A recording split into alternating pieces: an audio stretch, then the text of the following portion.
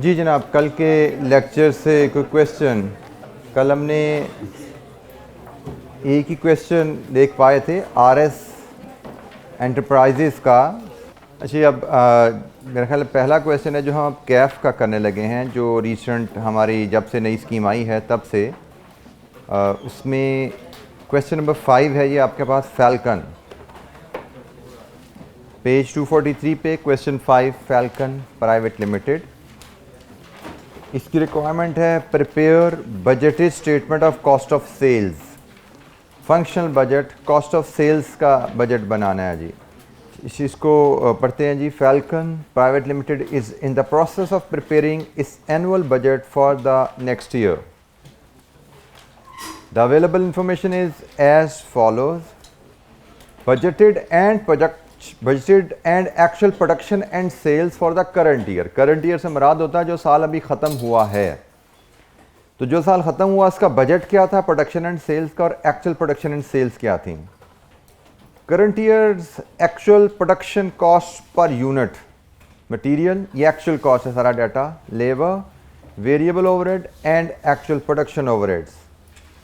Inventory balances, FPL maintains the following inventory levels: raw material, average to material consumption based on budgeted production; finished goods, average 1 month's budgeted sales; work in process, opening as well closing, 1500 units, 100% complete as to material and 60% as to conversion। ये inventory की policy है जो पिछले साल भी follow हुई current year में, और आइंदा बजट में भी शायद यही अप्लाई होनी है। FPL follows absorption costing and uses FIFO method for valuation of inventory. Impact of inflation: raw material and variable overheads 8%, direct labor 10%, fixed overhead excluding depreciation 5%. Sales volume would increase by 10%. Balancing and modernization of plant would be carried out at a cost of 20 million, which would increase depreciation from 5.8 to 7.016 million। पिछले साल मतलब 5.8 थी, अगले साल क्या होने वाली है बता दी गई है। Reduce raw material wastage from 5% to 2% of input and increase labor efficiency by 7%। नया प्लांट अगले साल लगेगा, उसके 3 इम्पैक्ट्स हैं, एक डेप्रिसिएशन पे, एक रॉ मटेरियल पे, एक एफिशिएंसी पे। एक दफ़ा मैं चाहूँगा ये डाटा फिर आप गो थ्रू कर लीजिए। अब इस एंगल से पढ़िए कि भाई हमने कॉस्ट ऑफ सेल्स बजट बनाना है, तो इस डाटा को लेके कॉस्ट ऑफ सेल्स का फॉर्मेट क्या दिखना चाहिए। Read through the data again falcon, ताकि हम बेहतर अंदाज में सवाल को मैनेज करें। अच्छा जी, क्या फॉर्मेट इस्तेमाल होगा यहाँ पर जी कॉस्ट ऑफ सेल्स के बजट का? You missed out work in process. Work in process भी अवेलेबल है। फॉर्मेट जो हमें यहाँ पे फॉलो करना है, that will be raw material consumed,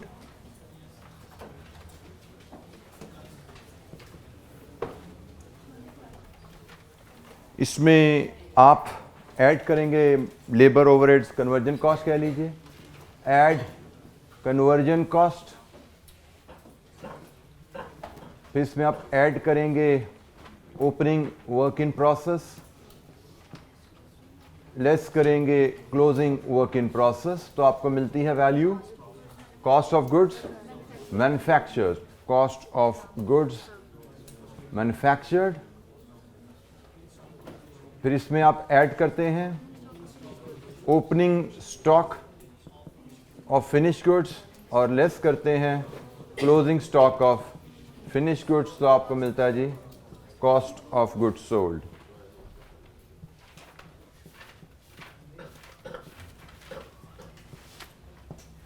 this is the format which we need to populate. इस टेबल को हमें पॉपुलेट करना है। अब इसके लिए जो वैल्यूज़ हैं वो हमने ढूंढनी है। रॉ मटेरियल कंज्यूम्ड पिछले साल क्या था, अगले साल क्या होने वाला है बताया हुआ है हमें। कन्वर्जन कॉस्ट पिछले साल क्या थी, अगले साल क्या चेंजेस आने वाली हैं, हमें बताया हुआ है। Opening work in process, closing work in process, units पता है, वैल्यूज़ लेंगे। सो शुरू करते हैं जी। हम सबसे पहले हमें रॉ मटेरियल कंज्यूम्ड की तरफ चलना है या इवन कन्वर्जन की तरफ चलना है, तो हमें यूनिट्स प्रोड्यूस्ड जानने की ज़रूरत है, क्योंकि कंजम्पशन डिपेंड्स ऑन प्रोडक्शन। क्योंकि कंजम्पशन पर यूनिट तो उसने बताया हुआ है, पिछले साल 49 थी, 49 केजी पर यूनिट था। अगले साल क्या होने वाला है, नोट नंबर 6 की सेकंड बुलेट में उसने बता दिया। तो क्वांटिटी पर केजी हम यहाँ से ले पाएंगे, बट कितने यूनिट्स प्रोड्यूस किए उस पर डिपेंड करता है रॉ मटेरियल कंज्यूम। तो हम एक वर्किंग पहले बना लेते हैं। वर्किंग 1, प्रोडक्शन, यूनिट्स प्रोड्यूस की। यूनिट्स प्रोड्यूस कैसे निकालते हैं जी? यूनिट्स प्रोड्यूस से लिए जाते हैं जी आपके sales add closing stock of finish goods less opening stock of finish goods. अच्छा, यहां से ना थोड़ी सी तवज्जो आपकी चाहिए। अभी तक इससे पहले जो हम सवाल करते रहे उनमें वर्क इन प्रोसेस नहीं आता था, ऐसा ही है? हमने कोई सवाल ऐसा किया फिनिश प्रोडक्शन निकालते हुए जिसमें वर्क इन प्रोसेस आया हो? नहीं आया। अब इसमें वर्क इन प्रोसेस आया है, so you need to think of its implication. सोचने की ज़रूरत है कि भाई इससे कोई फ़र्क पड़ता है। कोई भी नई इंफॉर्मेशन आए, यू नीड टू थिंक कि इसकी क्या इम्प्लीकेशन आती है हमारी कैलकुलेशन पे। हम यूनिट्स प्रोड्यूस्ड किस लिए निकाल रहे हैं? हम यूनिट्स प्रोड्यूस इससे निकाल रहे हैं कि हम यूनिट्स को रॉ मटेरियल क्वांटिटी पर केजी से मल्टीप्लाई करके रॉ मटेरियल कंज्यूम निकालना चाहते हैं। बट यू मस्ट रिमेंबर कि यहाँ से जो यूनिट्स निकलते हैं इस इक्वेशन से, वो यूनिट्स ऑफ फिनिश गुड्स निकलते हैं। लेकिन आपका रॉ मटेरियल तो वर्क इन प्रोसेस जो पार्शली फिनिश गुड्स हैं उनमें भी तो कंज्यूम होता है। क्या ख्याल है? रॉ मटेरियल कंजम्पशन सिर्फ फिनिश गुड्स में नहीं होती।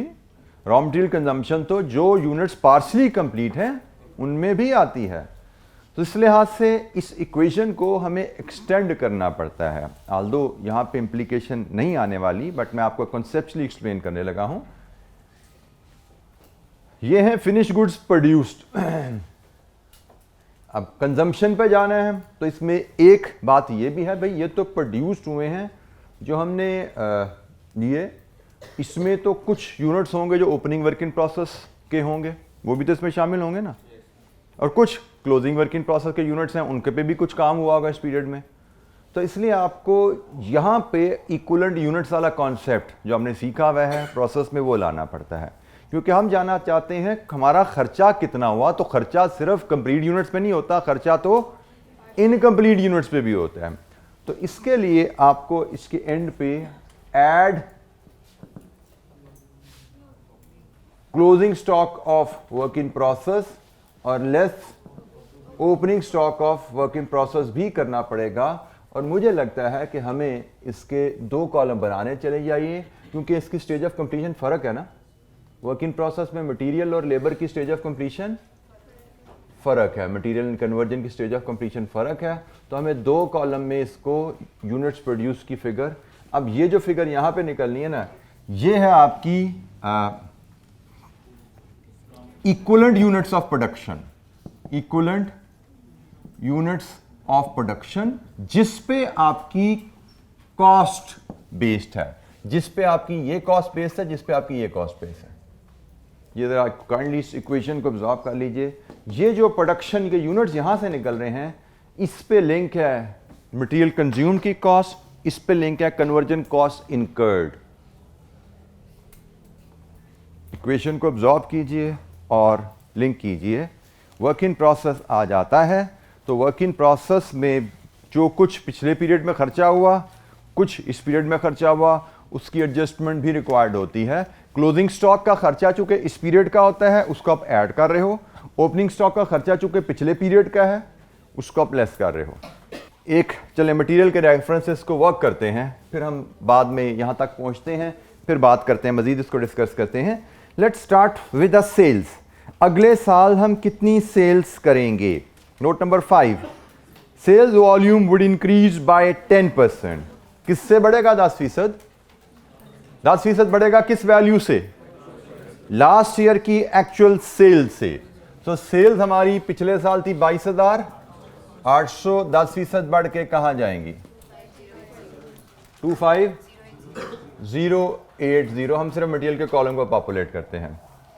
Closing stock of finished goods, ये हमारी बजटेड सेल्स आ गई अगले साल की, ठीक है जी। उसने कहा अगले साल सेल 10% बढ़ेंगी, तो हमने बजट कर लिया कि पिछले साल एक्चुअल में 10% इजाफा। अब यहां पे तवज्जो कीजिएगा, उसने ये नहीं लिखा कि सेल्स अगले साल बजटेड सेल से 10% ज्यादा होंगी। उसने लिखा है सेल्स अगले साल 10% बढ़ेंगी। तो 10% बढ़ेंगी जहां पे खड़ी हैं वहां से। अगर वो कहता था 10% बढ़ेंगी बजटेड सेल से, तो फिर हम पिछले साल का बजट लेके उसमें 10% डालते। लेकिन जब साइलेंट है तो लॉजिकल अजम्पशन क्या है कि भाई एक्चुअल की बात हो रही है, पिछले 10% बढ़ेंगी जहां पे खड़ी हैं वहां से। तो जहां पे हैं सेल्स 22,800, ये अगले साल का बजट हमने बना दिया। Closing stock of finish goods अगले साल क्या होगा? इन्वेंट्री बैलेंसेस की पॉलिसी नोट नंबर 3 में अवेलेबल है। एवरेज 1 मंथ्स बजटेड सेल्स, ये साल की सेल है, तो क्लोजिंग स्टॉक अगले साल 1 महीने की सेल के बराबर होगा। 25080 डिवाइड विद 12, 1 महीने की सेल कितना जी? 2090। और ये जो ओपनिंग स्टॉक है ये कहां से आया? पिछले पीरियड का क्लोजिंग स्टॉक है ना, तो इसका ताल्लुक किस सेल से होगा?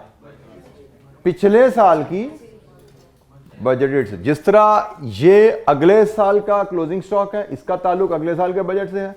ये पिछले साल का क्लोजिंग स्टॉक है, तो इसका ताल्लुक पिछले साल की बजटेड सेल से होगा। पिछले साल की बजटेड सेल कितनी थी? 24,000 डिवाइड विद 12। अब ये देखें सारी चीजें उसने क्वेश्चन में लिखी हुई हैं, हम सिर्फ स्टेटमेंट पढ़ते जा रहे हैं, जरूरत तकसीम करते जा रहे हैं। कितना आया? 2000। लीजिए यूनिट्स फिनिश गुड्स प्रोड्यूस्ड 25170। जैसे उसने हमें चीजें बताई, हम उसी अंदाज में चीजों को ट्रीट करते जा रहे हैं, कैलकुलेट करते जा रहे हैं।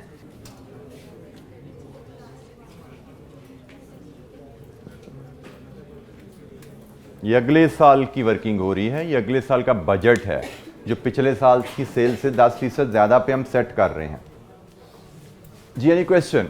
जी बेटा, सॉरी जी, यूनिट्स ऑफ फिनिश गुड्स हैं बेटा। इक्विवेलेंट यूनिट्स का कॉन्सेप्ट याद है?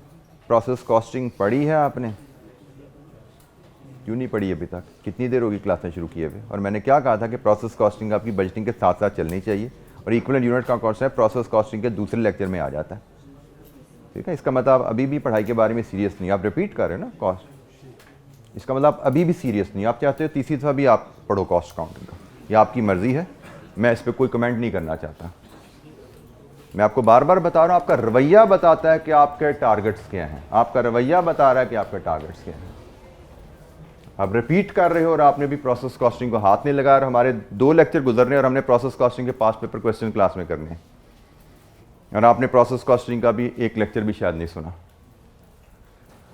इस रवैये से बेटा नहीं चल सकते आप, ठीक है। आप तो ठोकर खा के आए हो, फिर अगर ये हालात हैं आपके तो मुझे नहीं समझ आती क्या चाहते हैं आप लोग। ये हैं जी फिनिश गुड्स के यूनिट्स जो बने। अब आइए क्लोजिंग वर्क इन प्रोसेस जो हमने इस पीरियड में काम किया। क्लोजिंग वर्क इन प्रोसेस उसने क्या जी 1500 यूनिट्स होते हैं, 100% complete as to material, 100% complete as to material. 1500 units मतलब सारे का सारे इसी पीरियड में इन पे काम हुआ, और ओपनिंग स्टॉक भी 100% है 1500 यूनिट्स।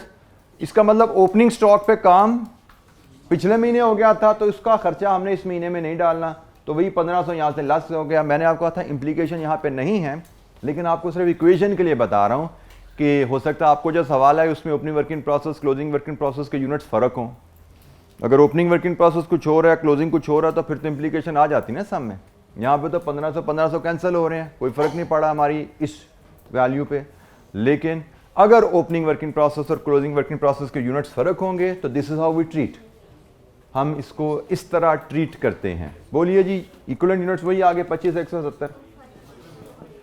ये मटेरियल के इक्विवेलेंट यूनिट्स जिनको हमने प्रोडक्शन की है, ये मटेरियल के इक्विवेलेंट यूनिट्स जो हमने प्रोडक्शन की है वो हमारे पास आ गए कि हमने 25,170 यूनिट्स की मटेरियल की कॉस्ट इनकर की है करंट पीरियड में। अगले पीरियड में हम 25,170 यूनिट्स की मटेरियल कॉस्ट इनकर करेंगे। इसी अंदाज में हम कन्वर्जन की भी इक्विवेलेंट प्रोडक्शन बना सकते हैं। सारी वैल्यूज यही रहने वाली हैं, 25080, 2090, 2000, 25170, लेकिन यहां पे फर्क आएगा, 60% कंप्लीट है। 1500 का 60 900 और क्लोजिंग भी 60 है, तो ये भी 900 ही है। वैल्यू वही आ गई, लेकिन मैंने आपको सिर्फ अलग-अलग शो किया कि एग्जाम में अगर यूनिट्स फर्क होंगे तो ये वैल्यूज बदलेंगी। ओपनिंग स्टॉक 1500 होता, क्लोजिंग 2000 होता या 500 होता, तो आपकी मटेरियल की इक्विवेलेंट यूनिट्स कुछ और आने थे, कन्वर्जन के इक्विवेलेंट यूनिट्स कुछ और आने थे। तो मैंने आपको वो फॉर्मेट दिया है जिसमें आप उस चीज़ को भी हैंडल कर सको। आपके जो सोल्यूशन है उसमें इस तरह मटेरियल और कन्वर्जन के अलग-अलग इक्विवेलेंट यूनिट्स नहीं बनाए गए, विच इज़ नॉट गुड। ये सही प्रेजेंटेशन ये है। यहाँ पे तो जैसे आप ओपनिंग क्लोजिंग वर्किंग प्रोसेस की एडजस्टमेंट ना भी करते, 25,170 ऊपर भी फिगर आ रही है, उसी को लेके चले जाते तो भी गुजारा आपका हो जाना था। Opening closing stock unit same है तो उसकी एडजस्टमेंट को आप इग्नोर भी कर सकते हैं। लेकिन मैं फिर बार बार बता रहा हूँ, I just wanted you to learn the format. ये ज़रूरी नहीं कि आपको भी ऐसा ही है जिसमें opening closing stock unit same हो। आपको क्वेश्चन आ सकता है जिसमें ये फ़र्क हो सकते हैं, so you should learn what is the implication. अच्छा, हम एक वर्किंग और कर लेते हैं, that is cost per unit की। हमारी करंट कॉस्ट पर यूनिट उसने 2680 गिवन है। हम अगले साल की कॉस्ट पर यूनिट भी बना लेते हैं, क्योंकि कॉस्ट पर यूनिट की हमें ज़रूरत पड़ने वाली है। इधर भी मटेरियल कॉस्ट पर यूनिट चाहिए, यहाँ पे कन्वर्जन कॉस्ट पर यूनिट चाहिए, इधर वैल्यूएशन चाहिए, यहाँ पे वैल्यूएशन चाहिए। सो ये सारी चीज़ें हमें वैल्यूएशन चाहिए, तो उसके हिसाब से हम कॉस्ट पर यूनिट डिटर्मिन कर लेते हैं। और कॉस्ट पर यूनिट के लिए मैं एक वर्किंग 2 बनाता हूँ और हम दोनों कॉस्ट पर यूनिट यहाँ पे वर्कआउट कर लेते हैं, लिख लेते हैं। एक तो लिखी भी है ना, तो करंट तो हमें गिवन है, तो हम बजटेड कॉस्ट पर यूनिट बनाते हैं, rupees budgeted cost per unit.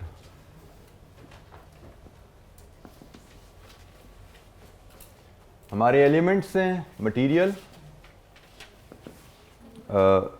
Labour, variable overhead, labour, variable overhead and fixed overhead. ये जी हमारे पास एलिमेंट्स हैं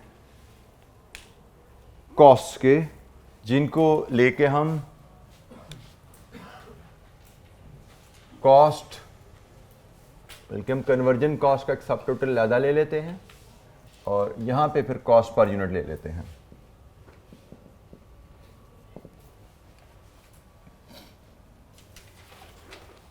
budgeted cost per unit. Let's start with the labour. Material को बाद में डील करते हैं, पहले कन्वर्जन कॉस्ट पे बात कर लेते हैं। लेबर, पिछले साल लेबर कॉस्ट पर यूनिट क्या थी हमारी? Labour cost per unit 800। अगले साल इसमें क्या क्या चेंजेस आने वाली हैं? नोट नंबर 4 में इन्फ्लेशन 10% और नोट नंबर 6 की थर्ड बुलेट एफिशिएंसी 7%। एफिशिएंसी का मतलब टाइम कम लगेगा, कॉस्ट कम होगी। 7% से एफिशिएंसी बढ़ने का मतलब 7% टाइम कम लगेगा, 7% कॉस्ट कम होगी। और इन्फ्लेशन का मतलब 10% इन्फ्लेशन का मतलब 10% कॉस्ट बढ़ेगी। तो हमारी अगले साल की लेबर कॉस्ट 800 इंटू 93% इंटू 110%, ऐसे ही है जी। अगले साल की लेबर कॉस्ट क्या होगी? 818.40। ये है जी अगले साल की labour cost. Labour cost per unit हम मेजर कर रहे हैं। अगले साल हमारी लेबर कॉस्ट पर यूनिट क्या आएगी? पिछले साल 800 थी, अगले साल 2 चेंजेस आ रही हैं। एक 7% एफिशिएंसी बढ़ रही है और एक 10% से इन्फ्लेशन आ रही है। इन्फ्लेशन की वजह से हमारा इजाफा आता है लेबर कॉस्ट में, एफिशिएंसी की वजह से कमी आती है लेबर कॉस्ट में। अगले साल की बजटेड लेबर कॉस्ट हमारी क्या आएगी? 818.40। बार बार मैं आपसे एम्फेसाइज करता जा रहा हूं, जो कुछ क्वेश्चन में लिखा हुआ है we have to follow that. हाँ, क्वेश्चन में अगर कोई चीज़ नहीं लिखी हुई तो हमें अपने प्रिंसिपल जो हमने सीखे हुए हैं उनको लेके आना है सामने। Otherwise basic rule is whatever return पढ़िए, उसके हिसाब से वैल्यूज कैलकुलेट कर दीजिए।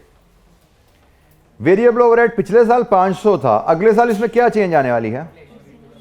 एक तो है इन्फ्लेशन 8%, इसके अलावा कोई चेंज? कॉस्ट पर यूनिट पे बात कर रहे हैं बेटा, पर यूनिट पे तो वॉल्यूम असर नहीं ना डालता, पर यूनिट की हम बात कर रहे हैं, तो पर यूनिट में तो सिर्फ इन्फ्लेशन का जिक्र नजर आ रहा है। तो पिछले साल थी 400 थी, 500 थी, 500 थी, और इसमें 8% का इन्फ्लेशन 108% कर दो या 1.08 कर दो, एक ही बात है, 540 ये आ गया जी। फिक्स्ड ओवरहेड, फिक्स्ड ओवरहेड पिछले साल 400 थे, इसमें क्या चेंज आने वाला है? डेप्रीसिएशन के अलावा जो है ओवरहेड उसमें 5% चेंज आने वाला है। और डेप्रीसिएशन में चेंज क्या आएगा? Note number 6 bullet 1। इसका मतलब हमें पहले फिक्स्ड ओवरहेड्स को ब्रेक करना है,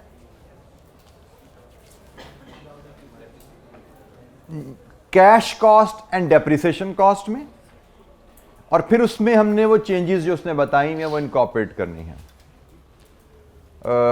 स्टार्टिंग पॉइंट हमारा पहली बात, fixed overhead cost per unit चाहिए। Fixed overhead cost per unit कैसे आती है?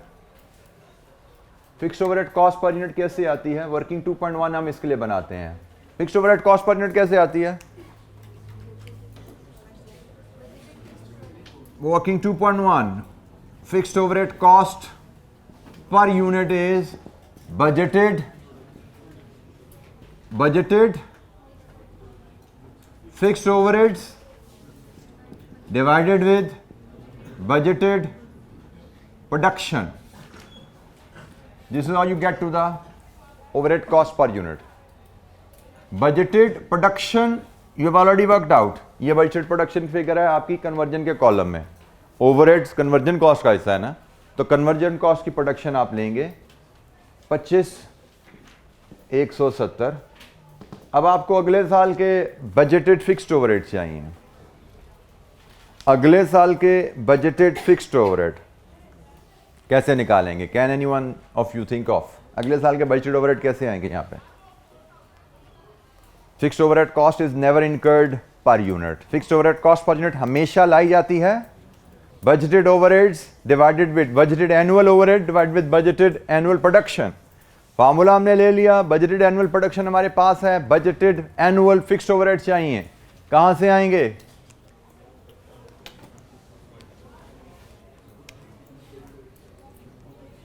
एक हमें बेस फिगर चाहिए जिसमें 2 एडजस्टमेंट डालनी है। वो बेस फिगर में 2 एडजस्टमेंट, 5% इन्फ्लेशन और डेप्रिसिएशन की रिवीजन।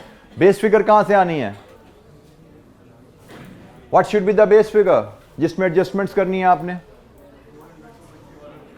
400 को मल्टीप्लाई करेंगे किस फिगर से? पिछले साल की कौन सी प्रोडक्शन? बजटेड से। क्यों बजटेड से क्यों करेंगे? क्या ये फिक्स्ड ओवरहेड एब्जॉर्प्शन रेट है 400? Is this fixed overhead absorption rate? Read the note number 2। Note number 2 का जुमला पढ़ो, क्या लिखा हुआ है? This is actual. ये एक्चुअल फिक्स्ड ओवरहेड कॉस्ट है। एक्चुअल फिक्स्ड ओवरहेड कॉस्ट कहां से आई होगी? एक्चुअल फिक्स्ड ओवरहेड कॉस्ट आपकी आती है actual cost over actual production से।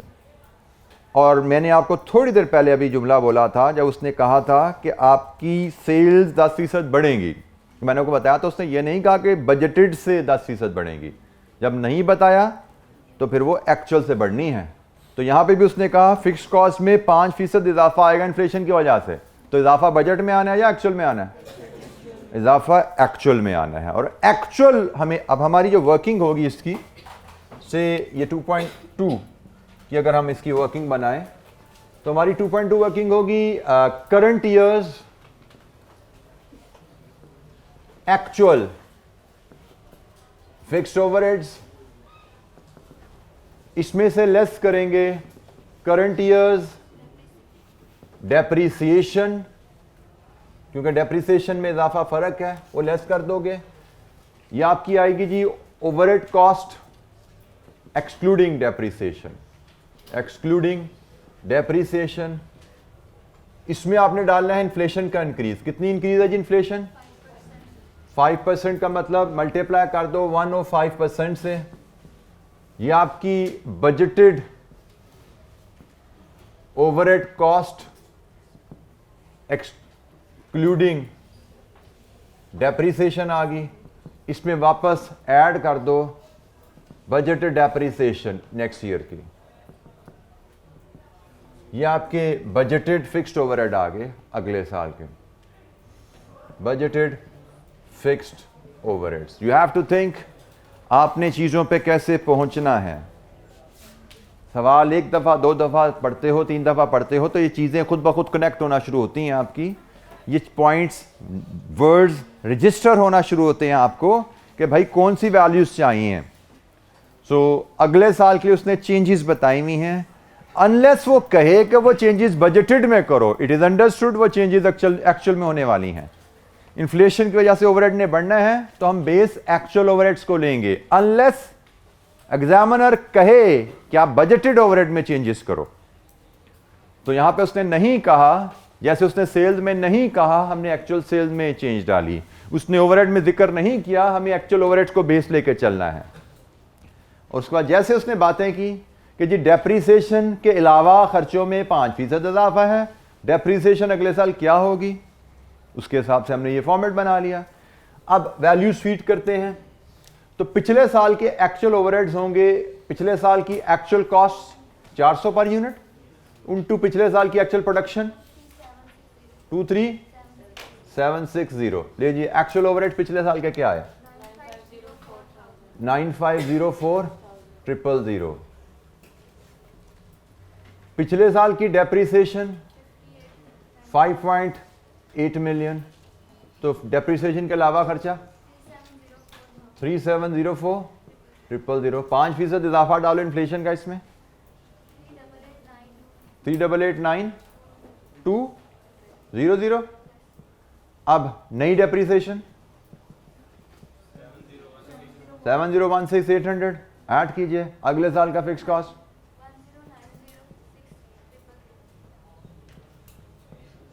लीजिए, ये बजटेड फिक्स्ड ओवरहेड आ गया आपके अगले साल के, बजटेड फिक्स्ड ओवरहेड अगले साल के। आपको बेस पता होनी चाहिए fixed overhead cost per unit कैसे आती है। Fixed overhead cost per unit हमेशा इस फार्मूले से निकलेगी। जब हम बजट कर रहे हैं तो बजट में fixed overhead cost per unit इस फार्मूले से निकलती है। अब बजटेड फिक्स्ड ओवरहेड को डिवाइड करते हैं बजटेड प्रोडक्शन से। अब बजटेड फिक्स्ड ओवरहेड कहां से आने हैं, बजटेड प्रोडक्शन कहां से आनी है, उसको भी हम अलग-अलग देख चुके हैं जी। एनी क्वेश्चन, कोई सवाल? उस फिगर को इधर फीड करके 1090600 जी। ओवरहेड कॉस्ट पर यूनिट क्या आ रही है? 433.29 433.29। यहां से आप कन्वर्जन कॉस्ट ले सकते हो, कितनी बनी यहां पे? 1791.69।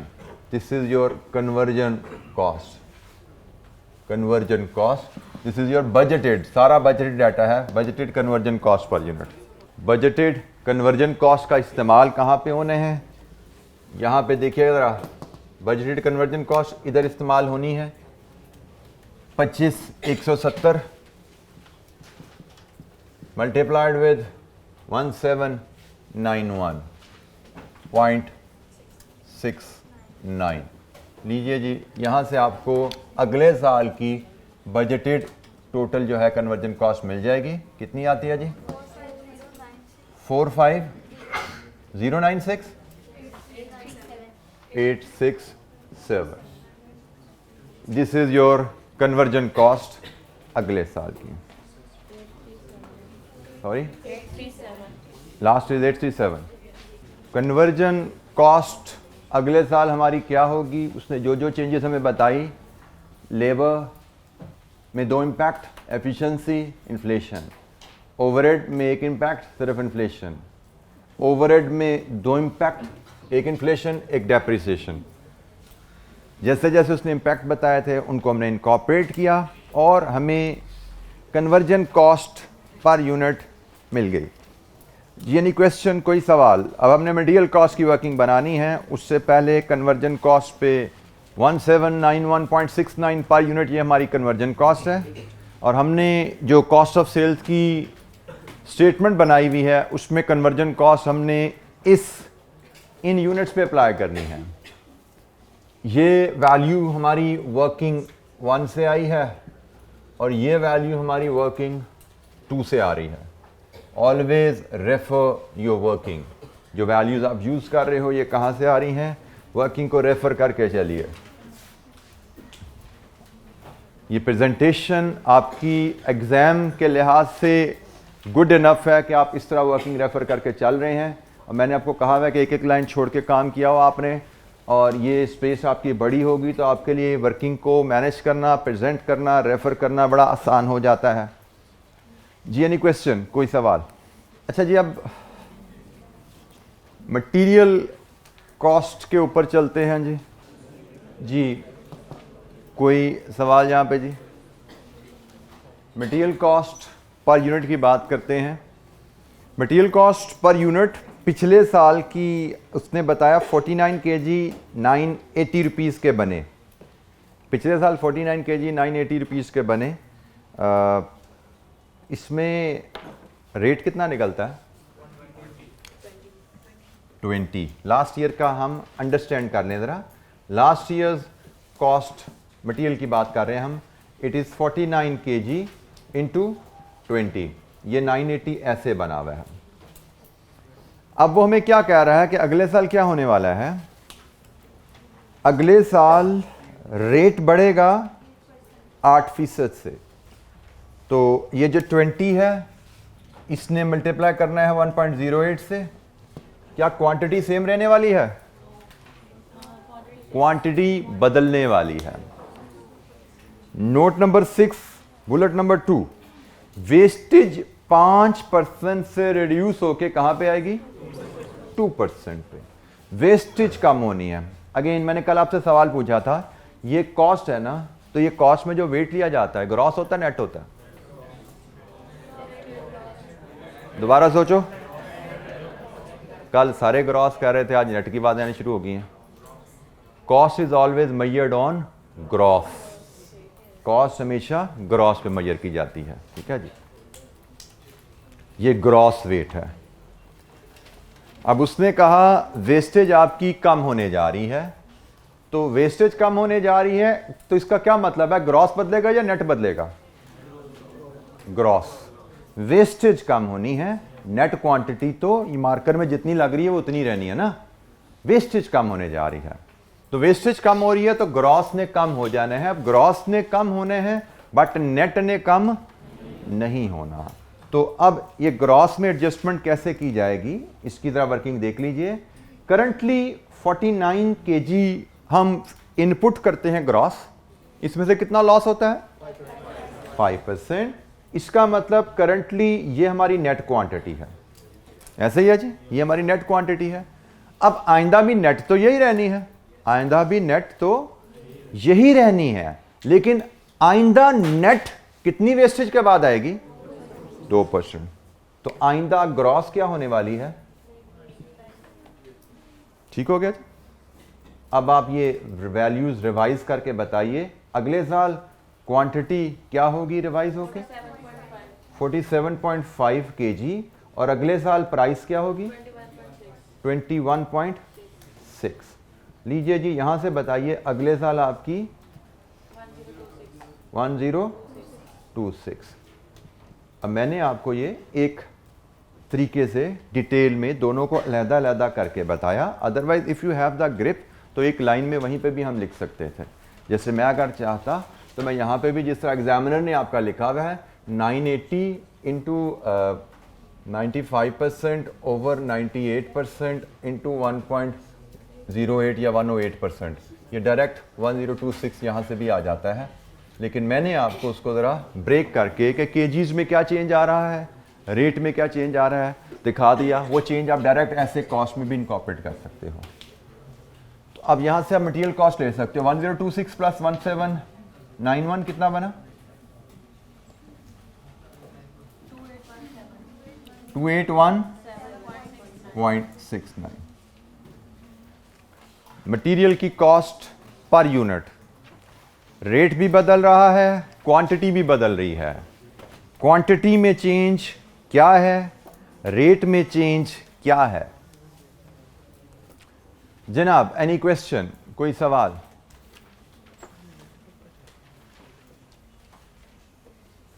Cost is always measured on gross quantity, याद रखिएगा।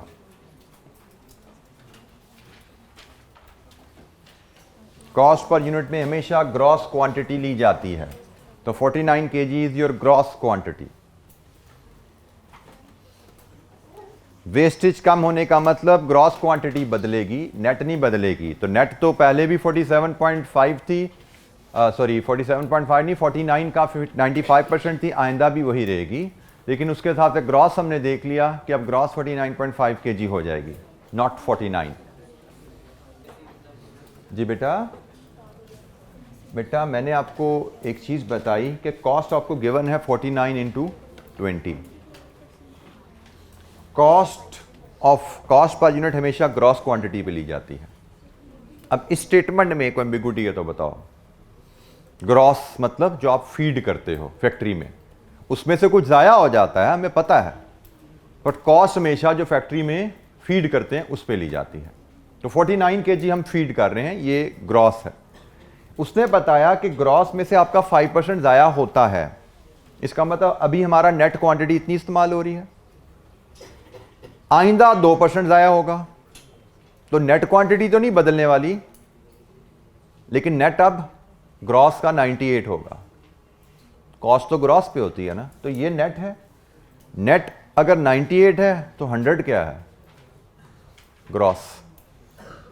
ग्रॉस आपका 49 से 47.5 पे आता है। आपका 49 का 95% और 47.5 का 98% बराबर हैं। नेट क्वांटिटी वही है, ग्रॉस बदल गई है। पहले 49 का 95% फिनिश प्रोडक्ट में जा रही थी, अब 47.5 का 98% फिनिश प्रोडक्ट में जाएगी। लेकिन आपकी कॉस्ट ग्रॉस क्वांटिटी पे मेजर की जाती है। पहले 49 kg पे आपकी कॉस्ट आती थी, अब 47.5 kg पे आपकी कॉस्ट मेजर की जाएगी। अच्छा जी, अब इसका इस्तेमाल, ये जो हमने मटेरियल की कॉस्ट और कन्वर्जन कॉस्ट निकाली है ना, इसके इस्तेमाल ज़रा देख लीजिए कहाँ कहाँ ये इस्तेमाल होने जा रही है। काफ़ी ज़्यादा डाटा हमारा यहाँ पे पॉपुलेट होने लगा है, ज़रा तवज्जो कीजिएगा। Closing stock of finish goods. Closing stock में हमारे पास कितने यूनिट्स हैं पता है जी? 2090। ये फुल यूनिट्स हैं। Full units are valued at full cost. ठीक हो गया जी? तो ज़रा बोर्ड पे तवज्जो कीजिएगा। Closing stock of finish goods कितने यूनिट्स? 2090 valued at 2817.69। लीजिए बोलिए क्या आता है? 515888972। पॉइंट्स में रहने दीजिए, मिलियन में फिगर है, इनके डेसिमल नहीं लेना।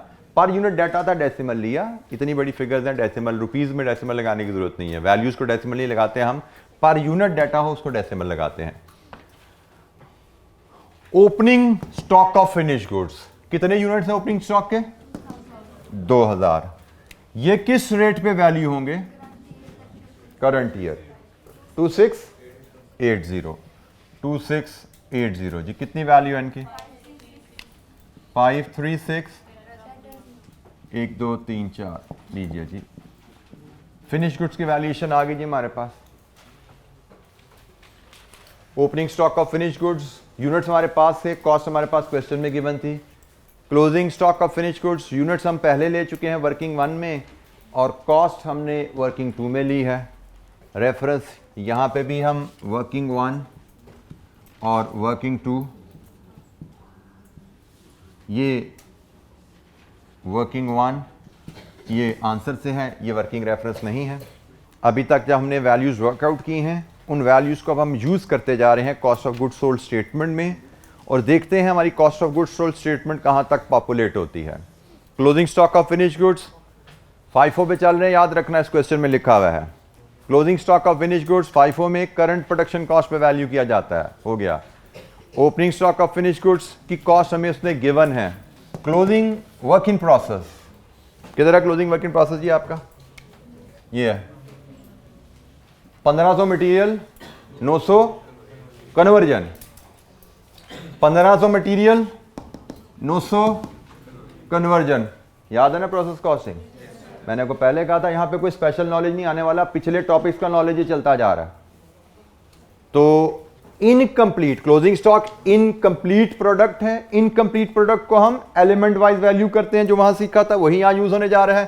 क्लोजिंग स्टॉक 1500 यूनिट्स मटेरियल के valued at 1026 and 900 units conversion के वैल्यूड एट 1791.69। कितना आया जी? 3151.521 closing stock of finish goods. Similarly opening stock of finish goods will be valued at, यहां पे वैल्यूज ने गिवन है ओपनिंग स्टॉक की, तो कॉस्ट इधर गिवन है ना। तो opening stock of finish goods 1500 into material कितना था पिछले साल? 980 प्लस 900 कन्वर्जन पिछले साल कितनी थी? 800 जमा 500 जमा 400 1700। लीजिए ओपनिंग स्टॉक 3 मिलियन।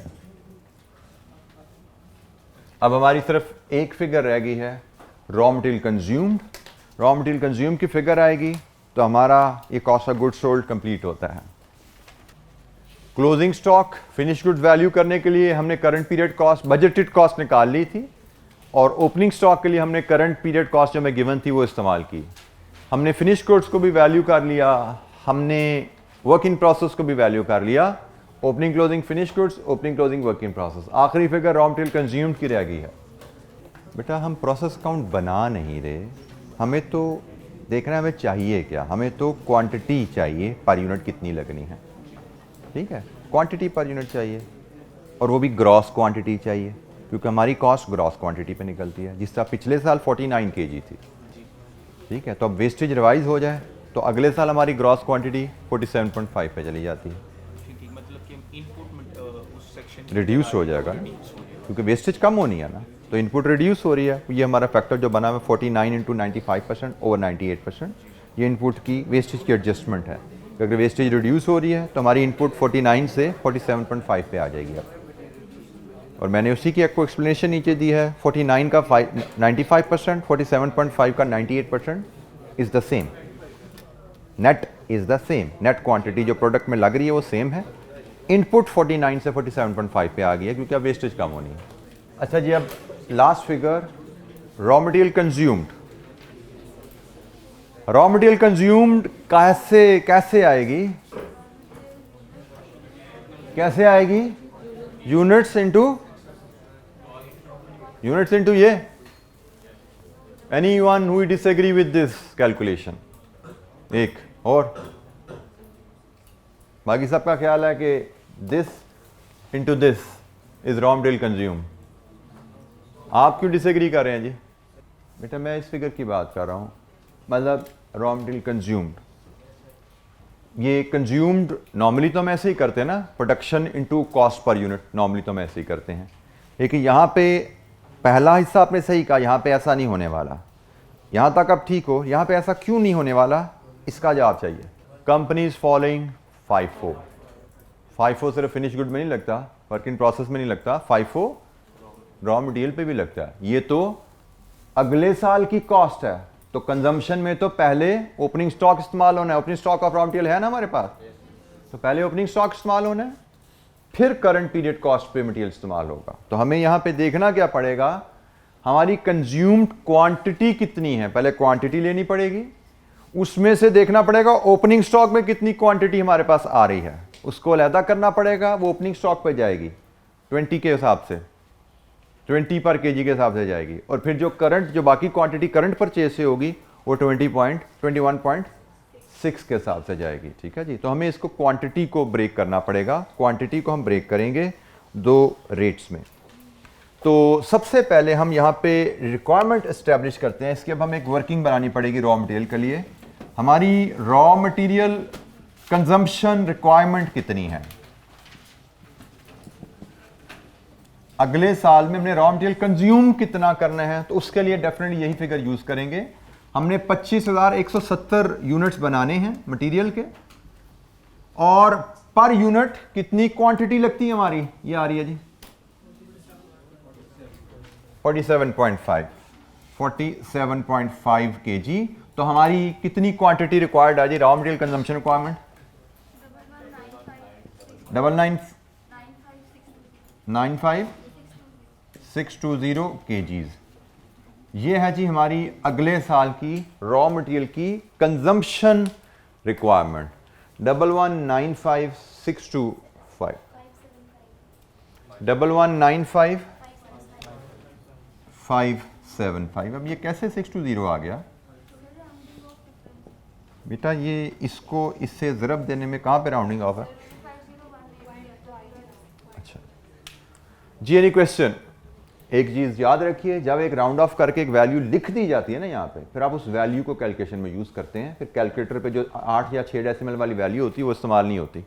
जब एक बार राउंड ऑफ कर दिया फिर इस फिगर को लेके आप चलेंगे कैलकुलेशन में। जी एनी क्वेश्चन, कोई सवाल?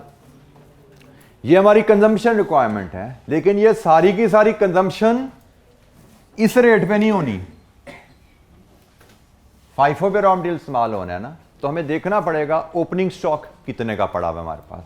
तो हमें इसमें से हमें देखना पड़ेगा opening stock of raw material कितना है। इसको हम अलहदा कर देते हैं। पहले हम देखते हैं opening stock of raw material हमारे पास कितना पड़ा हुआ है। क्या है पॉलिसी कंपनी की? Average 2 months consumption based on budgeted production. मतलब पिछले साल में जो बजटेड प्रोडक्शन के हिसाब से जो कंजम्पशन थी सालाना, उसमें से 2 महीने की निकाल लो। जैसे उसने कहा पिछले साल की बजटेड प्रोडक्शन कितनी थी 25,000, और इसके हिसाब से पिछले साल की budgeted consumption multiplied with 49 kg, ये पिछले साल की पूरी कंजम्पशन आ गई। इन्वेंट्री उसने कहा 2 महीने की कंजम्पशन के बराबर, तो डिवाइड विद 12, 1 महीना हो गया, इंटू 2 मंथ हो गए, तो कितना हुआ ओपनिंग स्टॉक? 204,167। ये आपका ओपनिंग स्टॉक आ गया। तो raw material consumed from current purchases, raw material consumed from current purchases, वो बैलेंस निकाल लो। मतलब चलें इसमें से हम ये माइनस कर देते हैं फ्रॉम करंट परचेजेस, तो ये आगे figure raw material consume from current from new purchases, current की जगह हम न्यू लिख देते हैं, फ्रॉम न्यू परचेज। कितना जी? 1408। अब हमने टोटल रॉ मटेरियल कितना कंज्यूम करना है, ओपनिंग में से कितना होगा और नेक्स्ट ईयर परचेज में से कितना होगा, न्यू परचेज में से कितना होगा। हमें इसको कंजम्पशन को ब्रेक करना पड़ा क्योंकि हम FIFO फॉलो कर रहे हैं। रॉ मटेरियल की कॉस्ट बदलने वाली है, तो रॉ मटेरियल की कॉस्ट बदल रही है, तो हमें क्वांटिटी को ब्रेक करना पड़ रहा है। हम इसको 1026 पे अप्लाई नहीं कर सकते सारा रॉ मटेरियल कॉस्ट। अब इन फिगर को लेके आपकी रॉ मटेरियल कंज्यूम्ड यहाँ पे आएगी। आप कहेंगे जी आपका 204 167 20 kg पे खरीदा गया है, और 991 408 21.6 पे लगेगा। रॉ मटेरियल कंजम्पशन यहां से निकलेगी आपकी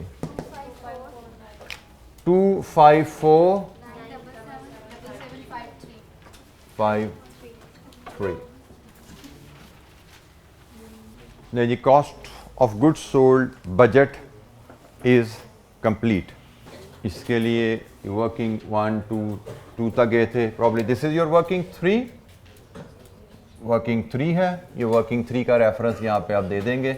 वर्किंग 3 से हमने क्वांटिटीज़ उठाई हैं और वर्किंग ये हमारा रेट्स की वर्किंग थी, ये वर्किंग 2.2 थी शायद, या इसको नंबर नहीं दिया हमने, बार नंबरिंग में थोड़ी सी मिस कर गया, देख लीजिएगा इसको जी। एनी क्वेश्चन, कोई सवाल? बजट हमारा रेडी हो गया है, अब हमें सिर्फ सम करना है और कॉस्ट ऑफ गुड्स सोल्ड हमारे पास आ जाएगी। इस आंसर की प्रेजेंटेशन जो आई कैप की है वो ज़रा थोड़ी सी आपकी अंडरस्टैंडिंग से उसका फॉर्मेट हट के है। मैंने वो फॉर्मेट अडॉप्ट किया है जिससे आप फेमिलियर हैं। Raw material consume plus conversion cost plus minus opening closing cost of goods manufactured and then plus minus closing opening closing values उसने भी यही लिए हैं, लेकिन ऊपर नीचे कहीं प्लेस कर दिए हैं जिससे आपको देखने में वो लगता है कि पता नहीं कौन सी वो नई कोई चीज़ आ गई है बीच में। नथिंग न्यू, सेम फॉर्मेट जो आप बचपन से यूज़ करते आ रहे हैं। पीएनएल में उसी फॉर्मेट में हमने इसको कॉस्ट ऑफ गुड्स सोल्ड का बजट बनाया है। नोट पढ़ो क्या लिखा हुआ है। पॉलिसी इन्वेंट्री बैलेंसेस की क्या है? ओपनिंग स्टॉक इस पीरियड का है ना, बजटेड पीरियड का, तो पिछले पीरियड का क्लोजिंग हुआ, पिछले पीरियड की बजटेड प्रोडक्शन पे बेस करेगा। पिछले साल की बजटेड प्रोडक्शन 25,000 यूनिट्स, पिछले साल की बजटेड प्रोडक्शन पे बजटेड कंजम्पशन 49 से ज़रब दें आप, पिछले साल की बजटेड कंजम्पशन आती है।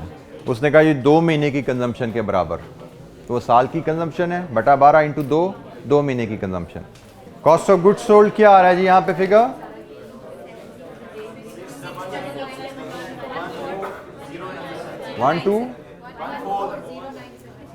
14097, ये जी हमारा cost of goods sold budget. Budgeting का क्वेश्चन एग्जाम में जनरली एक लेंथी क्वेश्चन होता है क्योंकि इसमें कैलकुलेशन काफ़ी ज़्यादा इन्वॉल्व होती हैं। So this is not the question generally जो कि आप पहले नंबर पे कर रहे होगे या मे भी तीसरे चौथे नंबर पे करने वाला सवाल होता है। पहले नंबर पे जैसे आपको बताया, पहला दूसरा सवाल हमेशा हम आसान तरीन और आसान तर सवाल करने की कोशिश करते हैं। Budgeting generally, I am repeating, generally, it's not always, generally it is a lengthy question. जैसे कल भी हमने देखा, हमें तकरीबन कोई 1.25 घंटा लगभग लग गया था, इस पर भी आलमोस्ट हमें डिस्कशन करते हुए, समझते हुए, एब्जॉर्ब करते हुए घंटे से ऊपर ही टाइम लगा है इसको करने में। अच्छा जी, हमें अगला सवाल हमारा, हम सिर्फ उसकी एक वर्किंग आग छोटी सी डिस्कस करेंगे, पूरा सवाल पढ़ेंगे भी नहीं, क्योंकि हमारे पास सवाल पढ़ने के लिए भी जो टाइम चाहिए, समझने के लिए जो टाइम चाहिए वो सफिशिएंट नहीं है। मैं आपसे बिल्कुल एक छोटा सा एक वर्किंग डिस्कस करूँगा। पहले सवाल का बैकग्राउंड देख लें। ये सवाल स्प्रिंग 16 में जैसे आया, ऑटम 17 का सवाल हमने अभी देखा था, कैफ 8 का, ये स्प्रिंग 16 का क्वेश्चन है। इसमें 2 पार्ट्स हैं, एक पीएनएल और एक कैश बजट। अब यहाँ से ऑनवर्ड हम कैश बजटिंग पे शिफ्ट करने लगे हैं शायद। कैश बजट इस सवाल से शुरू होगा और उसके बाद हम कुछ कैश बजट के ही क्वेश्चंस करेंगे। पीएनएल के वी हैड सफिशिएंट डिस्कशन, अब कुछ सवाल कैश बजट के हम आगे चल रहे होंगे। इसका जो पार्ट है वो हमारा आखिरी, फिलहाल इस स्पेल में, इस राउंड में आखिरी क्वेश्चन होने वाला है बजटिंग के ऊपर, पीएनएल के ऊपर। पार्ट ए है prepare budgeted profit and loss account for the year ending 28 February 2017 and prepare budgeted cash flow statement for the year ending 28 February 2017. Assume all transactions occur evenly throughout the year, 360 days unless otherwise specified. साल में 360 दिन लेने हैं, transactions को evenly लीजिए unless otherwise specified. हमें PNL बनाना है, हमें कैश फ्लो बनाने हैं। हम आज सिर्फ फोकस करेंगे पीएनएल में भी सेल्स की फिगर, पीएनएल में सेल्स की फिगर पर फोकस करना है। उसके लिए आपको जो डाटा अवेलेबल है, मैं अगर आपसे शेयर करूं, कि उसने मुझे जैसे बताया, rainbow paints limited is in the process of preparing its budget for the year ending February 17.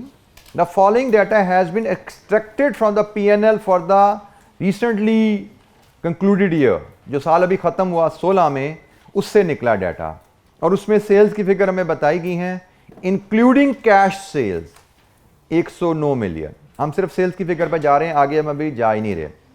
पिछला साल जो भी ख़त्म हुआ है उसमें हमने 109 मिलियन की सेल्स की हैं, जिसमें 19 मिलियन की कैश सेल्स हैं। इसका मतलब क्रेडिट सेल कितनी हुई? 90 की क्रेडिट सेल्स हैं। ठीक हो गया जी। अब इसके बाद आप आ जाइए नोट नंबर 1 पे। इस पीएनएल के नीचे नोट नंबर 1 आ रहा है। फॉलोइंग प्रोजेक्शन या इंफॉर्मेशन अवेलेबल है। Sales volume and sales price are expected to increase by 10% and 5%। 10% से वॉल्यूम बढ़ेगा, 5% से प्राइस बढ़ेगी। The ratio of cash and credit sales would be 25 and 75%। Cash sales are at a discount of 5%। सिर्फ हमने एक पिछले साल की सेल्स की फिगर पढ़ी है और हमने ये नोट नंबर 1 पढ़ा है। पिछले साल सेल्स क्या थी और अगले साल क्या होने जा रहा है, सिर्फ हमने ये पढ़ा है। इसके हिसाब से हमने अगले साल की सिर्फ सेल्स फोरकास्ट करनी है और हम आज कोई वर्किंग नहीं करने वाले। एक बार फिर जरा डाटा पढ़ लीजिए, नोट नंबर 1 पढ़ लीजिए, try to absorb it, then will start discussion.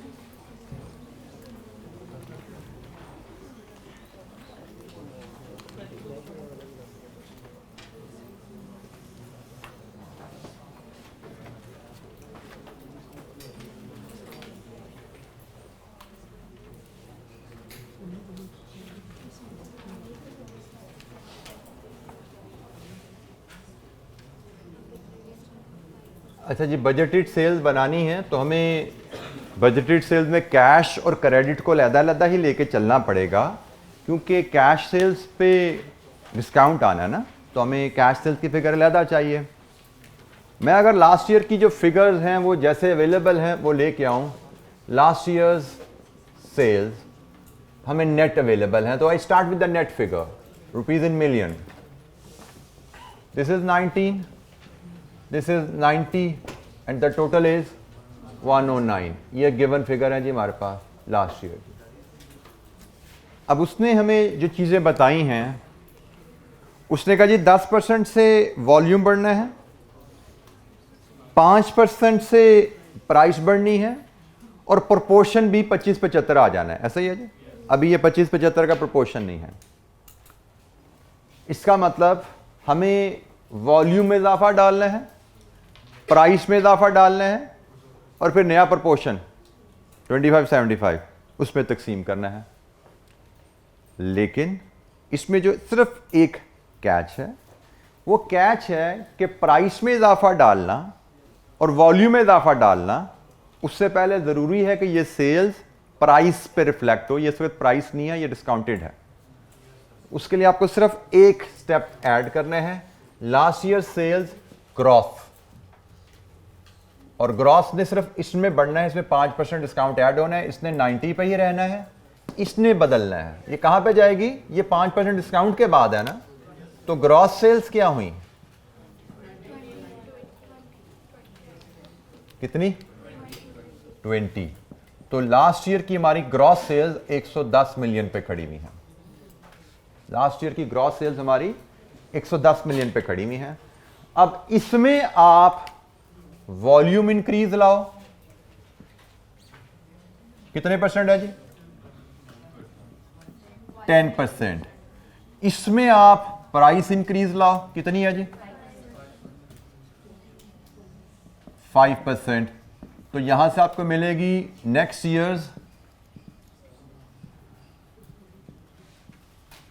Years sales gross कितनी है जी? 127.05, और इसको आप 25-75 में स्प्लिट कर दो, कैश एंड क्रेडिट कितनी है जी? 31.76, और ये कितनी? 95.29।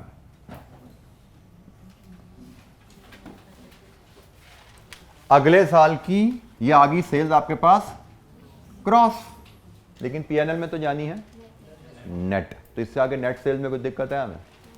इसके आगे हमने नेक्स्ट ईयर्स सेल्स नेट बना लेनी है, और उसमें हमें सिर्फ एक काम करना है। वो क्या करना है? इस पे 5% डिस्काउंट डालना है। तो कितने है जी? कितनी बनी 95%? 30.17, ये 95.29 ही रहा, और सम कर लीजिए 125.46। ये लीजिए जी, ये अगले साल का आपका रेवेन्यू। अब जैसा उसने कहा हमने उसी को फॉलो किया है। मैं जो बार बार आपसे बात करता जा रहा हूँ, क्वेश्चन को बार बार पढ़ना और एब्जॉर्ब करना सीखिए। उसने बताया हमें पिछले साल 1990 का ब्रेकअप है, ठीक है जी। उसने कहा 19 में 5% डिस्काउंट शामिल है, हमने इसको ग्रॉस अप कर लिया, क्योंकि जब हमने प्राइस और रेवेन्यू वॉल्यूम का इंक्रीज डालना है, प्राइस का इंक्रीज डालना है, तो हमें रेवेन्यू ग्रॉस पे चाहिए। तो हम ग्रॉस रेवेन्यू पिछले साल का 110 पे ले लिया हमने। उस ग्रॉस रेवेन्यू में हम प्राइस की एडजस्टमेंट डाल सकते हैं, हम नेट रेवेन्यू में प्राइस की एडजस्टमेंट नहीं डालेंगे, क्योंकि प्राइस में एडजस्टमेंट करनी है तो उसके लिए जरूरी है कि रेवेन्यू हमारे पास प्राइस पे कैलकुलेटेड हो। तो प्राइस पे कैलकुलेटेड रेवेन्यू 110 है, उसमें वॉल्यूम और प्राइस का इंक्रीज डाला। अगले साल का ग्रॉस रेवेन्यू 127 आया। उसने कहा अगले साल 25-75 होना रेशियो, हमने इसको स्प्लिट कर दिया। उसने बताया हुआ डिस्काउंट 5% होना है, 5% डिस्काउंट हमने अगले साल की कैश सेल में भी डाल दिया, तो हमारे पर नेट सेल्स आ गई, जो कि हमारी P&L में रिफ्लेक्ट होनी है। तो reading is extremely critical in budgeting. इस क्वेश्चन को कंप्लीट इंशाअल्लाह हम कल करेंगे रेनबो का। इसमें हम P&L बनाएंगे और फिर कैश बजट भी आएगा। अच्छा, इसके कैश बजट में एक नया कॉन्सेप्ट आने वाला है जो कि ओरिजिनली हमारे सिलेबस में टेक्स्ट बुक में नहीं था, लेकिन इस क्वेश्चन में उसने वो कॉन्सेप्ट टेस्ट किया हुआ है। ओरिजिनली ये जो कॉन्सेप्ट है ये रिलेट करता है आपके CA फाइनल के एक टॉपिक से। अनफॉर्चुनेटली पहले चूंकि ये कैश बजट का सवाल भी फाइनल में होता था, तो वहाँ पे बच्चे ने वो कॉन्सेप्ट पढ़ा होता था, तो ये सवाल मैनेज हो जाता था। लेकिन ये हमसे थोड़ी सी गलतियाँ हमारे पेपर सेटर से हो जाती हैं, क्योंकि अब फाइनल और इंटर अलहदा हो चुके हैं। कुछ टॉपिक्स ऐसे हैं जो फाइनल में हैं, इंटर में नहीं हैं, लेकिन ये टॉपिक चूँकि फाइनल से इधर आया है, तो इसमें इस तरह की गलती का इस्तेमाल बहरहाल रहता है। लेकिन इसका मतलब ये नहीं कि हम फाइनल पढ़ेंगे, हम जो कॉन्सेप्ट टेस्ट हो गया पास पेपर में उसको ज़रूर सीखेंगे। तो इसमें एक नया कॉन्सेप्ट है जो हमने अभी तक नहीं सीखा, बड़ा सिंपल है, कोई लंबा चौड़ा नहीं है, उस पर इंशाअल्लाह कल बात करेंगे और कैश बजट पे हमारी डिस्कशन शुरू हो जाएगी। थैंक यू, अस्सलाम वालेकुम।